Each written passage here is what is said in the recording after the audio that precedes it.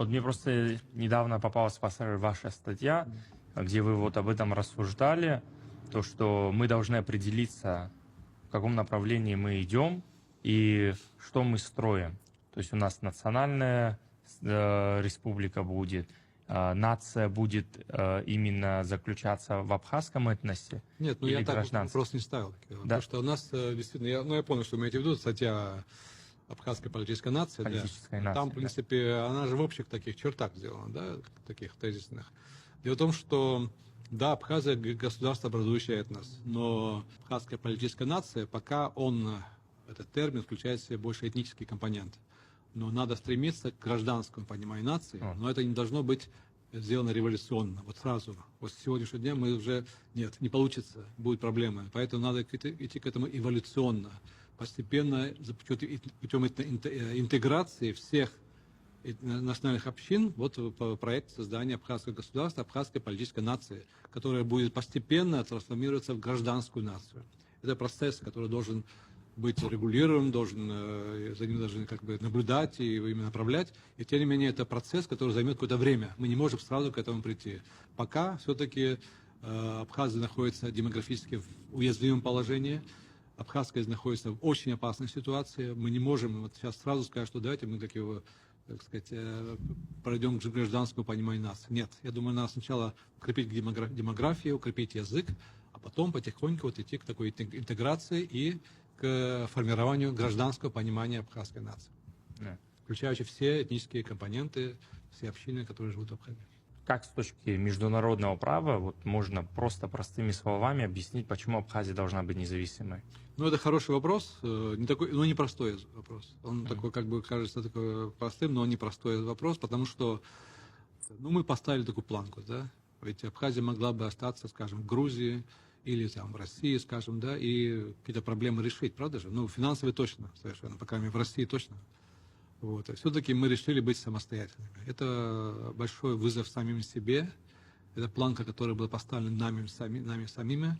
Она не случайна, потому что Абхазия была в истории независимым государством, и были периоды и царства, и княжества. Это не на пустом месте все, естественно. Были успешные периоды. И были очень успешные периоды. И, кстати, это продолжение того же. И воссоздание абхазского государства – это тоже успешный период. Я считаю, это блестящее воплощение идеи восстановления государственности. Нам, это, к сожалению, через войну, через кровь, и тем не менее, мы достигли этого. И вот подняв такую планку, да, нас признала Российская Федерация, это же огромное достижение, правда же, оно дипломатическое, политическое и вообще очень важное, геополитическое.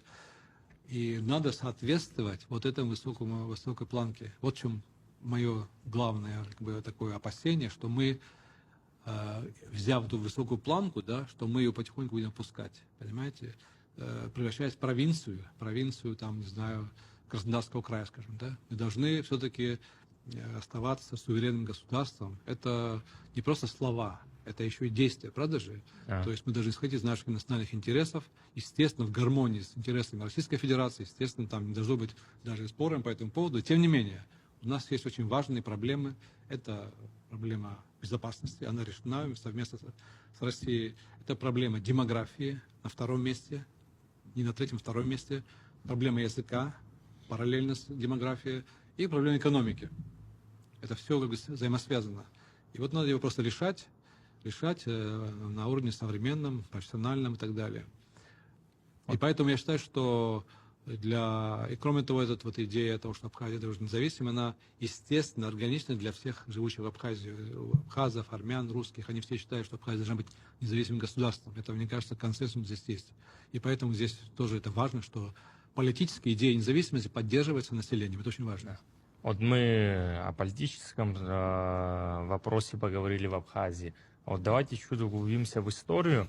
И точнее скажу, вот такой момент, почему мы позволяем Грузии обманывать весь мир, говоря то, что грузины исторически проживали на территории Республики Абхазия. И не просто проживали в каких-то небольших количествах, а по их утверждениям они проживали и были в большем количестве по отношению к другим этническим группам проживающим. Вот для меня давно сложилось такой вот, знаете, факт, который я часто вот в дискуссиях использую. Вот была Кавказская война. По итогам Кавказской войны случилась трагедия махаджирства. Насильственное переселение горских народов за ее пределами, вот, в основном в Турцию. Вот. И среди махаджиров, вот как я знаю, я думаю, вы не дадите соврать, нету ни одной фамилии грузинской.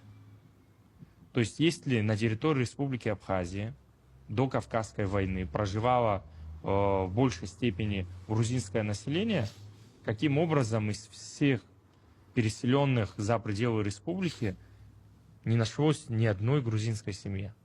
То есть это не является ли фактом, подтверждающим вот эту дезинформацию грузинскую? Знаете, вот что могу сказать по этому поводу. Мы, конечно, читаем то, что пишут грузинские авторы. Вот. И я вам хочу сказать о том, что их аргументация не принимается специалистами в мире. Они пишут для себя, для собственной публики и для кого они еще пишут. Потому что серьезные ученые, кавказоведы, да, политологи, скажем, или, допустим, лингвисты или археологи, они знают прекрасную ситуацию. Потому что есть исторические данные, есть перепись населения, есть российская бюрократия царская, она была очень эффективная, там, описывались буквально, значит, сколько там дворов, сколько фамилий, какие фамилии в каждой селе абхазском, понимаете? В 19 веке. Там, естественно, ситуация другая совсем, чем она была уже на момент распада Советского Союза. Правда же? Да. Потом у нас есть документированная история абхазского переселенного строя, которая была опубликована книга, это там с именами, фамилиями, кто туда переехал, кого привезли, часто насильственно. То есть это настолько документировано, что вот то, что вы говорите, да, не вызывает никакого сомнения у серьезных ученых, будь то российскими, будь то западные, о том, что это все фейк, то, что они говорят, понимаете, это фейк. И ни в одной работе я не видел, чтобы серьезно ссылались на их вот этих измышления. Вот есть, я знаю, авторов, Лежава, не Лежава, другие какие-то вот есть такие современные авторы, вот, которые что-то пишут на русском языке, история Абхазии, Абхазия, Грузия. Вот эти аргументы никто не принимает. Я вас просто уверяю, что в мире они не работают. Просто политически, да, миру выгоднее поддерживать Грузию. Вот. Тем более мы с Россией, друзья, а сейчас такое противостояние, понимаете, здесь мы по другую сторону баррикад оказались. И тем не менее, вот эта вся вот эта околонаучная возня вокруг количества абхазов, что они откуда-то пришли в каком-то веке, 17-18, никто, кроме самих грузин, и то части, только части, потому что серьезные грузины, такие ученые тоже об этом не пишут. Это просто такая вот, как сказать, как сказать, популярная такая вещь, которая тешит самолюбие самих этих авторов, мне кажется, и рассчитана просто на обывателей.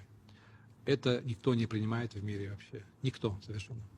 Да, вот мы говорим, вот сейчас никто не принимает в мире, однако вот буквально пару недель назад Генеральная Ассамблея ООН приняла резолюцию. Это другое все-таки. Это о беженцах, это же другая вещь. Да. Был конфликт, были беженцы, естественно, никто не отрицает этого. Да. И Абхазия всегда, как сказать, обсуждал этот вопрос и в Женеве, и в других местах. У нас даже в 1994 году было даже соглашение о поэтапном возвращении беженцев, вы знаете, да? Да. И первый этап выполнен абхазской стороной в одностороннем порядке.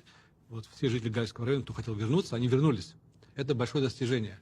Я вам скажу, что если возьмем другие конфликтные ситуации, скажем, вот сербское население Косово после конфликта, сколько вернулось сербов в Косово после конфликта? Меньше 5%. А в Гальский район вернулось большое количество людей. И так далее. То есть есть примеры, когда вот вообще никто не вернулся. А Абхазия за свой счет, за свои скудные средства, они вернули большое число беженцев из Грузии. Но в другие районы здесь большая проблема, потому что уже возникают политические вопросы, вопросы безопасности и так далее. И тем более Грузия не хочет вообще с нами по этому тему разговаривать, требует возвращения всех беженцев. И каждый раз число беженцев увеличивается. То есть 200 тысяч, сейчас 300 тысяч и так далее. Последняя резолюция 295 тысяч. Да, но это несерьезно, потому что до войны в Абхазии было 247 тысяч грузин. А тут как они много стало. То есть и многие вернулись уже в Гальский район. То есть здесь уже, конечно, чисто политические спекуляции, но естественно, что, понимаете, когда вопрос беженцев, идея того, что беженцы должны вернуться домой, да, кажется, кто будет против возражать, понимаете? Однако не принимается в расчет все другие аспекты, политические, демографические, безопасные и так далее. Поэтому абхазскую сторону никто не слушает, понимаете? Вот мы требовали, чтобы давайте обсуждать в Женеве, в Нью-Йорке, давайте на Генассамблее, давайте нам возможность приехать туда и общаться с делегациями, приезжающими на Генассамблею, чтобы нашу сторону этой ситуации рассказать. Нам отказывают и в визах, и в посещении. Нет, тогда не будем От нас обсуждать. требуют возвращения, но говорить с нами не хотят.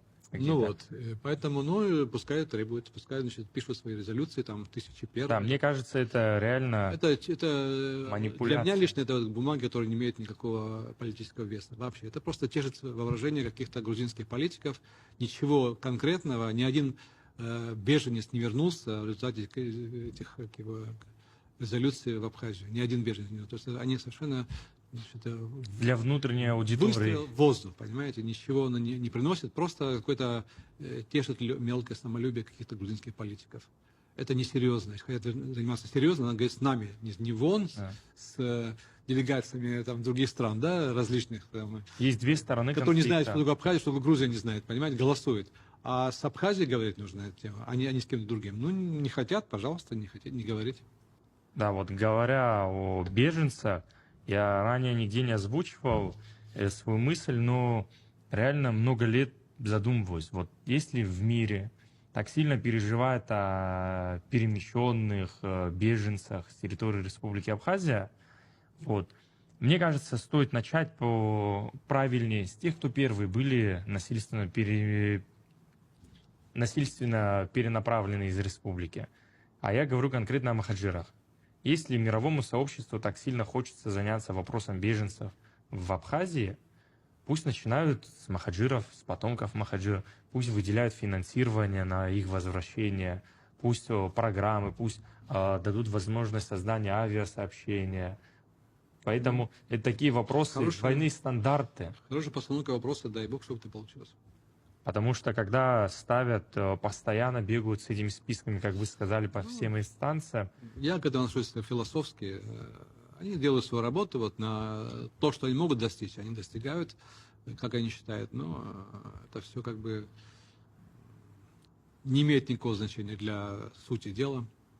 На судьбу беженцев это не отражается никак. Поэтому, ну, беженцы, мы называем беженцы, они называют внутренне перемещенные лица, потому что, как бы, считают внутри страны, да. Вот. Кроме того, знаете, вот беженцы такая вещь, что ведь огромное число беженцев из Абхазии, грузин, они же уехали в другие страны, в Америку, там, в Россию, на Украину, в Западную Европу. Они уже там живут, они уже не вернутся никуда, даже в Грузию не вернутся они. И вот было исследование недавно, ну где-то лет 8 назад, совершенное в западной организации, вот, Грузии, о том, что среди беженцев, сколько из них готовы вернуться в Абхазию при наличии вот, нынешней ситуации, что Абхазия контролирует свою собственную территорию. Меньше 5%. Понимаете? То есть, в принципе, им нужно вернуться в Грузию, в грузинскую Абхазию, они хотят вернуться. А в абхазскую Абхазию, в общем, тоже большого желания вернуться грузин нету. Поэтому здесь ситуация очень сложная, неоднозначная. Вот. Если грузины хотят эту ситуацию обсуждать, то не в Женеве с иностранцами, а с абхазами, вернее, не в ООН с иностранцами, с иностранными делегациями, которые не знают, где находится Абхазия вообще, а с Абхазией в Женеве. Пожалуйста, мы готовы обсуждать этот вопрос конструктивно, но вот они отказываются, пожалуйста.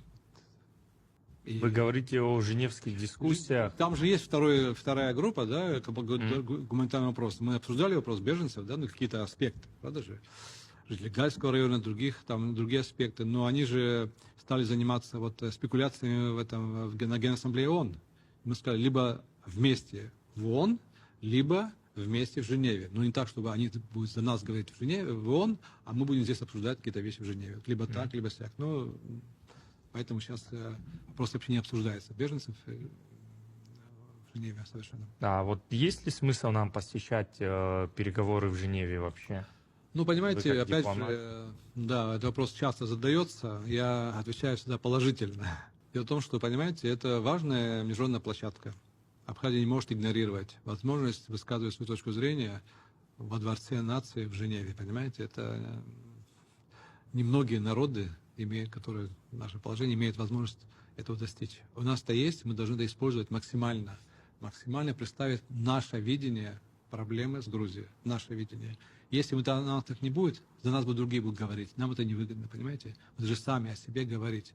И поэтому, кроме того, понимаете, одно дело писать, как что-то говорить отсюда, а другое дело лично общаться с политиками, вот, и с западными, да, и с грузинскими тоже, понимаете, это дает много больше эффекта, чем вот просто вот отсюда что-то говорить. Поэтому мне кажется, что они нужны, они не такие дорогие, мы можем себе это позволить. Единственную площадку, где Абхазия представлена как самостоятельная делегация. Я думаю, что это многого стоит. Не нужно от нее отказываться. Если будет что-то интереснее, может более интересно, другое дело. А пока ничего другого нету. Поэтому надо использовать ее максимально эффективно. Вы, как бывший министр иностранных дел, какое видите развитие международных отношений вот, относительно Абхазии? Какой курс нам выбирать? Какие вообще? Ну, в общем-то, у нас курс такой неизменный. Мы же не шарахаемся в сторону. Да. У нас вполне выверенный курс. У нас главный партнер Российской Федерации. Здесь уже даже говорить нечего, это и споров нет никаких. Здесь все наши проблемы, в общем, решаемы, большинство, да, в союзе с Россией. Вот и финансовые, и безопасность, другие тоже. И тем не менее, как государство, мы должны развивать связи с другими странами. Во-первых, у нас большая диаспора в Турции. Естественно, нам нужно вот, направление с диаспорой развивать и в Турции, и в Сирии, в Иордании, в других странах. Вот. У нас есть страны, признавшие Абхазию взаимно, да, это и Южная Осетия, это и Никарагуа, и Венесуэла, и Сирия, даже там тоже мы должны работать, у нас есть там дипломаты, работают миссии, вот. А также страны, которые с симпатией относятся к Абхазии, такие страны есть, еще не признавшие Абхазию, но уже симпатия. Вот. И кроме того, я такой человек, который, в общем-то, мне нравятся такие всегда вызовы, вот таким вот бастионом является Европа. Когда я был в МИДе работал, да, мы очень много также и в Европе ездили, потому что Европа же не едина, там многие государства, многие позиции. И вот мы в Италии работали продуктивно, в других странах. Это тоже имеет смысл, понимаете? Потому что нет ничего безнадежного. Просто надо лично общаться и доказывать. Любой человек воспринимает достоверную информацию положительно. Даже если для него это неприемлемо, и тем не менее он воспринимает ее, она остается в его мозгу. Надо говорить, убеждать, использовать достоверные аргументы. Наша сила в нашей правде. Нам врать не нужно, нам нужно говорить правду. В этом наша сила, да. Вот вы упомянули Италию, как раз-таки вот я хотел поинтересоваться. У вас не так уж давно, пару лет назад, вышла книга «Абхазия. Итальянские города-государства. Очерки взаимоотношений». Вот мне и интересно, вот сегодня я вижу, некоторые наши политики, дипломаты ездят в Италию, там есть представительство республики, взаимодействуют. Вот в этом направлении, как вы думаете, есть какая-то перспектива? Правда, что мы намного ближе с итальянцами, чем мы думаем? Ну, по темпераменту, да. Темперамент, все-таки это средиземноморская культура, мы тоже часть этой культуры. Подумайте, что в 13 веке в Абхазии, в 14 веке в Абхазии было, значит, консульство Италии в Генуе. Была нотариальная контора, было даже архиепископство католическое. То есть у нас были очень тесные контакты с Италией, с Генуей, с Венецией, другими городами и государствами. Вот. Это, естественно, такое, значит, основа для наших взаимоотношений. Я, будучи вот в Италии, мы много раз ездили, вот, и были встречи с очень видными политиками. Отношение к Абхазии доброжелательное. Просто, естественно, есть общая политика Евросоюза, которая поддерживает Грузию, к сожалению. Но внутри стран есть разные, значит, нюансы. Вот, в частности, нам удалось в Италии именно подписать соглашение, официальное соглашение с 13 муниципалитетами Италии. Сделать побратимыми с абхазскими городами. Сухум, Гагра и другими, Афон и так далее. Понимаете, это все-таки большое достижение. Страной, как Евросоюза и так далее, которая нас не признает. Поэтому я считаю, что нет, опять же, ничего невозможного. Надо просто работать системно и эффективно. Тогда будет хороший результат. Говоря о невозможном, возможен ли мир между Абхазией и Грузией? Я считаю, что он должен быть. Мы не можем постоянно быть врагами, мы не можем постоянно воевать. Зачем это нужно? Это контрпродуктивно. Это не в интересах ни абхазов, ни грузин. Вот. У нас были хорошие взаимоотношения, все эти тысячелетия мы рядом находимся. И поэтому нужно, конечно, искать возможность сосуществования. Вот. Я давно это говорил о том, что нам необходимо даже до решения вопросов политических, надо решать вопросы даже экономическое взаимодействие, оно же есть сейчас у нас, просто оно как бы не такое неформальное, да? Вот. Большое количество продуктов поступает из Грузии в Абхазию, вот, на рынке особенно, да? Вот. Налоги не платятся, естественно. Вот. Так что, в общем-то, я бы пошел вот по пути вот до урегулирования отношений политических, по пути модели Китай-Тайвань. Вот Тайвань же, Китай считает Тайвань собственной территорией, а Тайвань считает себя, отдельной территорией. Они себя не провозгласили как государство, тем не менее. Но вот наибольшее число инвестиций в Китай — это тайваньские инвестиции. То есть, в принципе, у них они нашли способ взаимодействия без его обращения к рост статуса, понимаете, политического статуса. Поэтому можно к этому прийти, потому что это было бы основой для восстановления доверия, да, допустим, да. Вот, Абхазия останется государством независимым, естественно, и тем не менее иметь так сказать, рядом своего врага тоже это нехорошо. Надо ситуацию урегулировать. И если невозможно политическое регулирование полноценное, то можно хотя бы достичь какого-то экономического взаимодействия. Я думаю, что возможно это будет в интересах и Грузии, и Абхазии. Вот, это вполне возможно. Просто нужно какие-то стереотипы, перейти какие-то стереотипы, какие-то болезненные, может быть, да, и все-таки в итоге мы выиграем, если будем хотя бы экономически взаимодействовать. Все выиграют, если. Это так сказать, win-win situation, когда все выигрывают. Вот. И я вижу даже ситуации, когда можно будет уже и Россия, и Абхазия, и Грузия, и другие государства Южного Кавказа, чтобы они взаимодействовали, и коридор, чтобы у нас работал, да, такой вот север и юг, через Абхазию, через Грузию, через вот эти государства, чтобы это было товаропоток шел, значит, с России, с Европы, с России, через Абхазию, Грузию. С учетом интересов Республики Абхазия. Естественно, потому что как же иначе без интересов. Но, по крайней мере, чтобы это было, как бы вот, чтобы Абхазия была полноценным участником этого потока. И это в будущем, естественно, сейчас об этом трудно говорить. Тем не менее, Абхазия была частью такого, так сказать, экономического такого взаимодействия в регионе. Это и Турция, это была и Армения, Грузия, Азербайджан и так далее. И можно это восстановить, и Россия. Так что, в общем-то, у нас перспективы хорошие, и только нужно как-то вот учитывать интересы Абхазии обязательно. И политическая воля нужна. И нужно все-таки иметь такую долю фантазии, да, чтобы от старых стереотипов отойти. Посмотрим, что будет. Да, Вячеслав Андреевич, не могу задать вам такой вопрос. Кем была мама Леонардо да Винчи? Вот такой, да, вопрос, значит, по существу. Значит, в общем-то, я написал книгу, вы знаете, написал книгу 6 лет назад, кем была мать Леонардо да Винчи. Вот. Но я считаю, что такое было некогда наитие. То есть я почувствовал, что там что-то интересное есть. Я собрал очень много фактов, но они не прямые, косвенные факты, которые указывают на то, что, во-первых, что его мать была рабыня, он был незаконнорожденным ребенком, и кроме того, он еще был не просто, а еще был сыном рабыни, поэтому он был лишен многих гражданских прав. Он не мог поступить в университет, я имею в виду Леонардо да Винчи, он не мог и так далее стать членом гильдии юриста и так далее. То есть, в общем-то, он стал художником вынужденно, он стал гениальным художником. Вот. И удивительным образом, значит, когда моя книга вышла, я ее также сделал резюме на английском языке и поместил в разных местах, послал даже, были публикации у меня, в Италии были публикации. И вот в прошлом июле мне написали, значит, мои итальянские друзья о том, что профессор Чирикба, в Италии большая сенсация, нашли документ, который написано о том, что отец Леонардо да Винчи, сэр Пьеро, он дал вольную рабыне Катерине Черкесии.